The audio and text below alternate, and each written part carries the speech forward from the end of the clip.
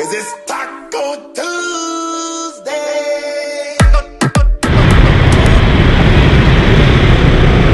Ang halatadong ano, sinadya. Nakita mo yon? Halatadong sinadya para ano, bumaha. Grabe naman yun. Yun ang literal talagang sinadya. Sheesh, talagang mga tao. Pinambakan ng mga kahoy, plastic. Imposible naman at ano rin yun dun. Sheesh. Yan sinasabi nating sabotahe, sabotage. Men, grabe. Kaya magbabaha talaga yan kung walang patutunguhan yung tubig, men. Sheesh. Let's go. So, what it's up? Ito yung continuation nung ano, tinapik natin kanina umaga bago tayo pumasok sa trabaho. Oo. Gusto ko lang sabihin sa inyo mga lods na pinasa ko na siya sa ano, sa dapat nating pasahan. Sinend ko yung mga photos tsaka yung konting video clips or video nung nakita ko kanina umaga dun sa MMDA, sana ma-actionan nila tsaka magawa ng report. Although hindi pa nagre-reply si MMDA, pero last time nung nag-chat ako nun, mabilis sila mag-reply eh. Siguro parang ginagather pa nila yung mga data tsaka CCTV siguro. Mas maganda kasi bigyan talaga ng pansin yun, no? Yung ganun. Kasi marami yung maabala. Lalong lalo na sa mga umuuwi, no, nang papasok, mga biglang tag-ulan. Grabe talaga nung nangyari nun. Sa Fairview lang ako, sa part ng Fairview dito sa may bandang BPI, sa harap mismo ng ano, ng Eco Park sa Winston. Yan yung sa mismong ginagawa ng MRT station.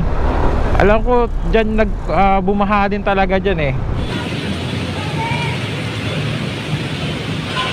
Kasi meron ding drainage doon, di ko alam kung dahil lang talaga sa basura or ano, na kaya ba't hindi umaagos. Kasi mabilis naman siyang ano, bumaba.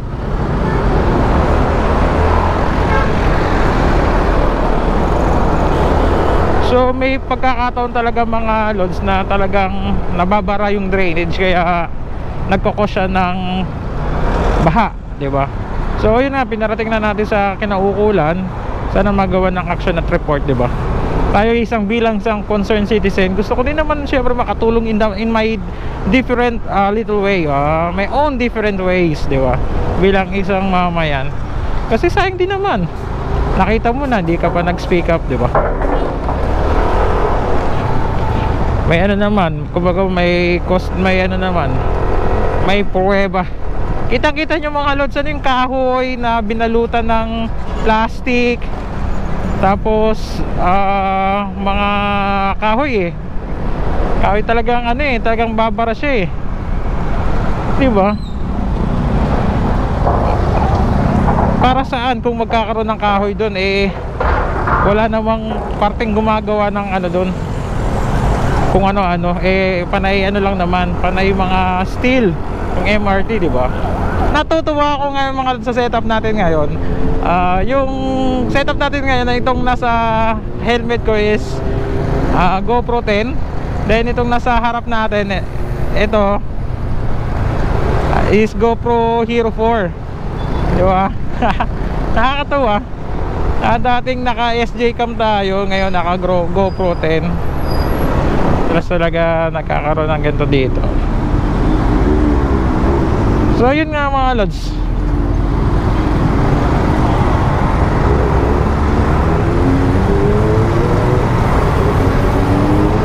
Ang kinagustuhan ko kasi sa GoPro 4, kaya hindi ko siya binenta, meron siyang ano, super view. Nakakonforme sa SJ cam, wala.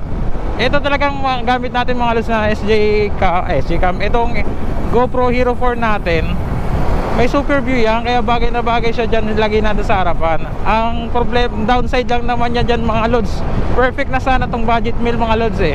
Kung meron niyang ano, super smooth or tinatawag na gyro, basta yun, super smooth. Ano na to mga lods, consider na natong ano, i-consider na natin na panlaban na rin yan, na budget meal, yung Hero 4 na yan. Matagal na to sa akin mga lods, di ko lang masyado ginagamit kasi ginagamit ko siya sa, talaga sa actual. Kumbaga ginagawa ko siyang, kumbaga sa kotse, ginagawa ko siyang dashcam pang araw-araw kumbaga. Then itong GoPro 10 natin, ginagamit ko siya taga pang vlog. So yun, gusto ko kasi, ang gusto ko lang talaga sa GoPro mga lods, yung ano niya, yung stabilization niya talaga. Di mawaran talaga, di tawaran talaga ng ibang ano, ibang cam. Kaya yun, syempre medyo pricey siya dahil hindi naman tayo ganun kayaman, no mga lods, no. Kung sakali man lang, no, baka naman. So yun, tayo ay nag-iipon lamang, no, para makabili. So yun mga lods, hanggang siguro yun ang ating masayang usapan, no. Nasingit ko lang yung ang aking setup ngayon. So sana mga lods, makatulong tayo dito sa ating ano, no, sa ating society, tao. in small different way, tao. In small way lang, no, sa maliit na pagtulong lang. Malaking tulong na yon sa ating komunidad. Check natin yung setup naman ni sir.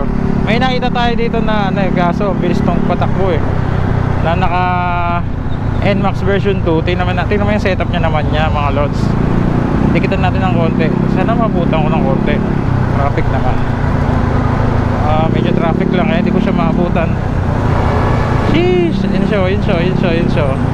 Yung setup niya sa helmet niya, tsaka ano, lupit. Parang ano, nasa 2030 technology na siya. Ayan, no. Jeez, panis. Ito, naabutan natin ng mga lods. Ayan, no. Tingnan mo setup niya. Oh. Diba? Ang bangis. Ayan, tigitan pa natin ng konti. Ayan, no. Jeez, ang lupit. Parang nasa ano siya, parang nasa 2030 technology advance. Lupit. Dito sa news mga lods, dito yung bumaha ng todo kagabi. Etong part na to, itong tinutukoy ko sa inyo mga lods, ito, yung part na to, ito, yan, napuno to mga lods, ayun, no, dahil yung drainage doon napuno. May drainage yan sa kabilang side. Yan, sa harap ng BPI tsaka BDO. Yan, sa kabila. Yan.